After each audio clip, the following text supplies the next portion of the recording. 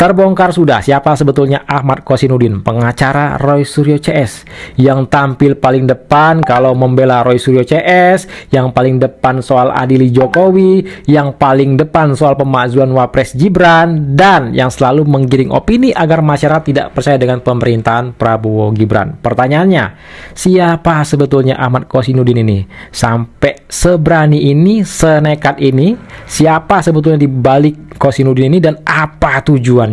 Nah, kali ini saya punya video siapa sebetulnya Ahmad Kosinudin ini, ya. Tanpa berlama-lama, langsung aja kita saksikan videonya berikut ini.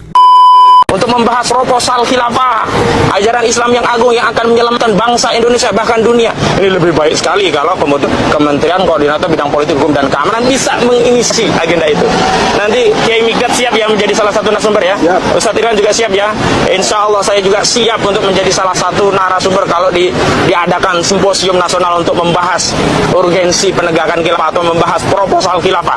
Kemarin sahabat saya Bung Agung Wisnuwardana sudah menyampaikan kalau kita tegak di negeri ini dari 6 komoditi saja ya, 6 komoditi yang harusnya menjadi al-milkiyatul ammah yang dikelola negara terdiri dari apa saja?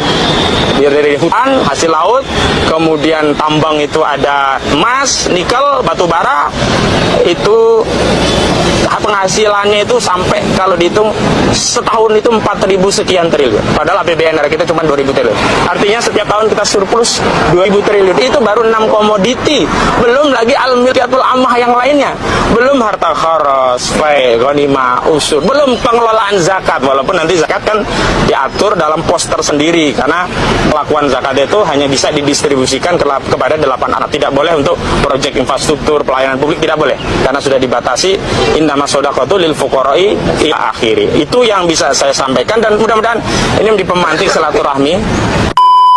Sudah saksikan videonya apa yang tadi disampaikan Ahmad Kosinudin, urgensi pendirian khilafah, proposal khilafah. Dan tujuannya apa? Ingin menguasai kekayaan bumi Indonesia ini. Mereka udah berbicara tambang, nikel dan macam-macam. Makanya ngotot Kosinudin ini ya. Ternyata siapa di balik mereka? Mereka adalah organisasi HTI. Makanya mereka terus-terusan menyerang Pak Jokowi, menyerang Gibran. Muaranya ke siapa? Ke Pak Prabowo Subianto. Kalau menyerang langsung Pak Prabowo Subianto, nggak akan berani mereka. Jadi antaranya itu Pak Jokowi dan Gibran. Mereka harus menyingkirkan Pak Jokowi dan Gibran dulu. Pada akhirnya mereka juga akan menyingkirkan Pak Prabowo Subianto. Nah, kita juga punya video ini. Video yang mana Rizal Fadilah pernah mengatakan, kalau skripsi Pak Jokowi palsu, ijazah Pak Jokowi palsu, berarti Pak Jokowi adalah presiden palsu, kata Rizal Fadilah ya. Kalau presiden palsu, berarti semua kebijakan-kebijakannya itu tidak sah. Itu artinya apa?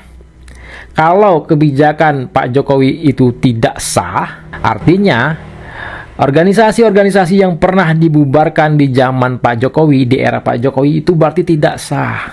Organisasi apa? HTI, FPI. Ini videonya. Mohon dukungan dari bapak-bapak sekalian, ibu-ibu sekalian, kita untuk terus berjuang membuktikan bahwa skripsi Joko Widodo palsu dan berjuang ijazah Joko Widodo palsu, sehingga nanti semua kebijakannya palsu dan Joko Widodo adalah presiden palsu. Kita pernah punya presiden palsu, maka tidak sah semua kebijakannya itu. Tak layani. Nah, sampai di sini udah paham kan siapa sebetulnya mereka ini, apa tujuannya?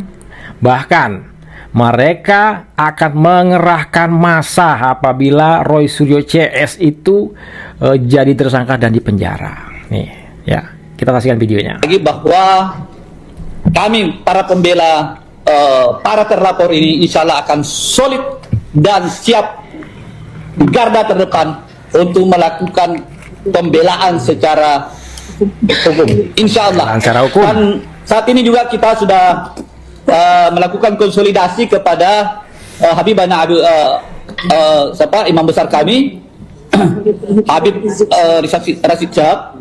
Habib Rizik Syihab. Alhamdulillah kami sudah melakukan konsultasi kepada beliau dan juga kepada Ketua GNPF Bapak Yusuf Martak. Ya, kami memang mempertanyakan apakah memang harus menurunkan lagi massa supaya penegakan hukum ini sama dengan terdahulu.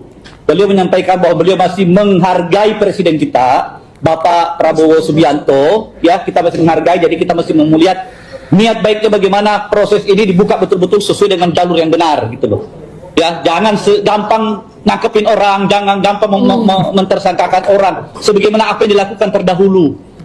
Beliau salah satu korban gitu loh. Korban kriminalisasi, maksudnya imam besar mereka ya, Habib Rizik.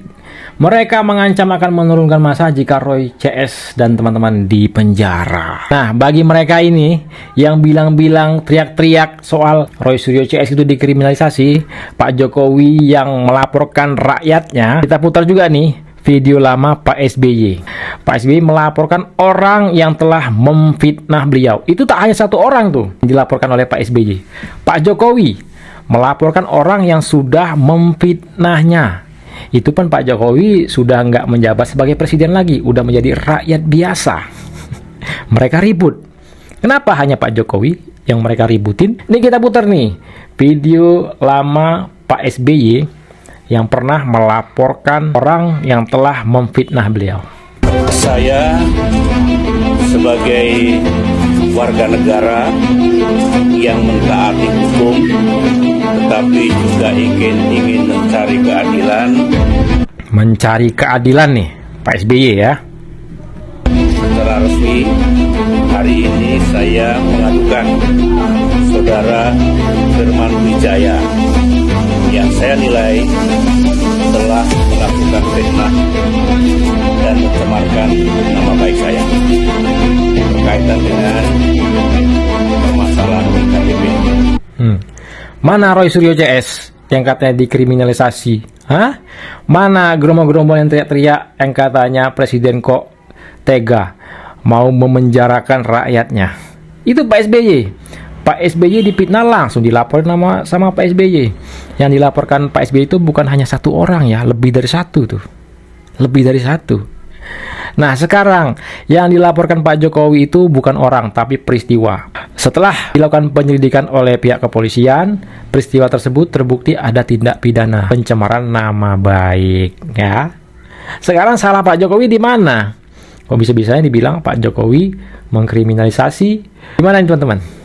Menurut pendapat kalian, silakan teman-teman ketik pendapat kalian di kolom komentar. Dan jangan lupa like dan share video ini ke grup-grup yang teman-teman miliki agar masyarakat bisa tercerahkan dengan adanya video ini. Karena kalau kita saksikan dan dengarkan di awal video tadi, Ahmad Kosinudin terang-terangan berbicara soal khilafah dan berbicara soal kekayaan bumi Indonesia ini. Ini sangat berbahaya teman-teman ya. Sahabat CK, Assalamualaikum warahmatullahi wabarakatuh. Salam sehat selalu. Bye-bye.